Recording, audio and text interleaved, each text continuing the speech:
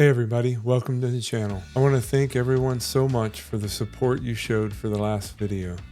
This is the second video of how I turned this area into an office and podcast studio. So a real quick update.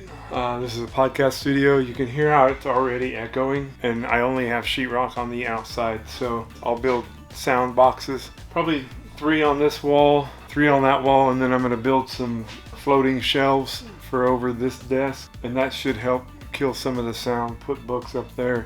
In the last video, we moved everything out of the space, did the framing, and had the AC and gas lines moved. We picked up the black walnut slab for the desk and checked out the grain. I want to thank you all for voting on the side you thought was best. It looks like side A is the favorite. If you haven't voted or seen the last video, there's a link in the description below. So we started on the electrical, and I've got most of the boxes run around the outside and the wiring done. There's 2 boxes on each wall, and right now I'm putting the wiring in for the lights. I'll have 3 round lights on the outside and then 1 flat panel in the middle. They'll all operate from this double gang plug.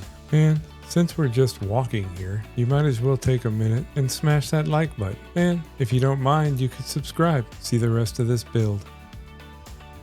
The podcast studio is actually on its own circuit. It comes around, and then these 2 boxes here are for coaxial cable, and then the other box is for Cat 5 wire, and I'll run that later. Oh, I almost forgot to insulate these with some spray foam, so we'll do that real quick. Back to the electrical. So as you can see, I've got the boxes run around the outside. There's 2 boxes on each wall and 1 under the light switch.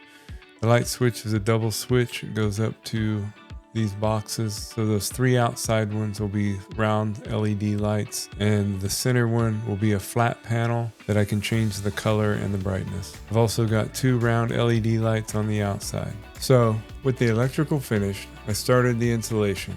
I was going to have the shop spray foamed for sound purposes, but my insulation guys never showed up, so I went with the normal R13 bats. So I cut all the pieces, brought them in, and wouldn't you know it, they fit. So then I decided to run a layer of insulation between the insulation on the shop and the 2x4s before putting insulation between the 2x4s. So it's essentially triple insulated. But I think it'll help with the sound since these 2 are outside walls. This was a little bit of a struggle, but I got it done.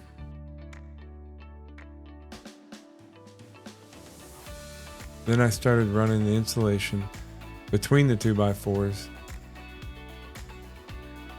I had some trim pieces left that I stuffed in the holes that were left over and continued insulating. This is not a lot of fun, and you want to be sure you wear a mask. Little tip, when you've got a cable running through, I always cut the insulation in half. Cutting the insulation will allow you to stuff one side behind the cable, giving you your full R value. Where you lose value is when you compress the insulation and squeeze the air out. This causes the heat and cool to transfer more easily.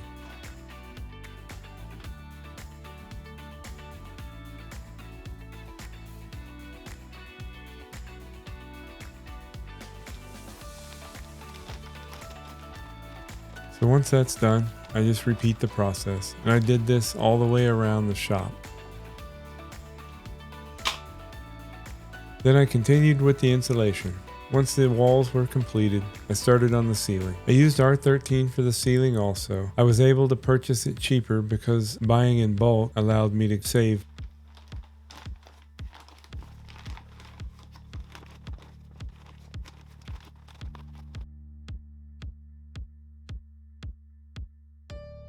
So I just put the first sheet up with the paper against the 3/4 inch backing, and then put another layer with the paper facing down. I repeated this process through the whole office, stuffing it around and up the top of the boxes. This actually worked out pretty well because I was able to insulate over the top of the box without having to cut around the boxes.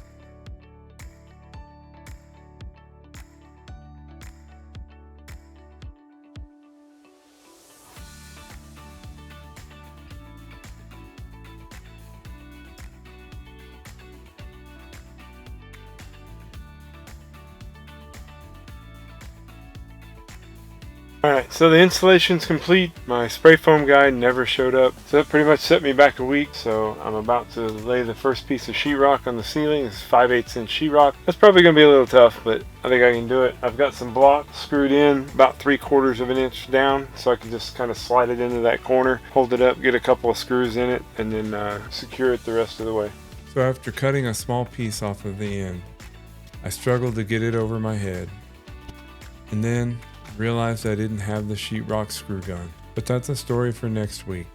So I hope you'll join me when I post the video, and thank you if you made it this far. I really appreciate it.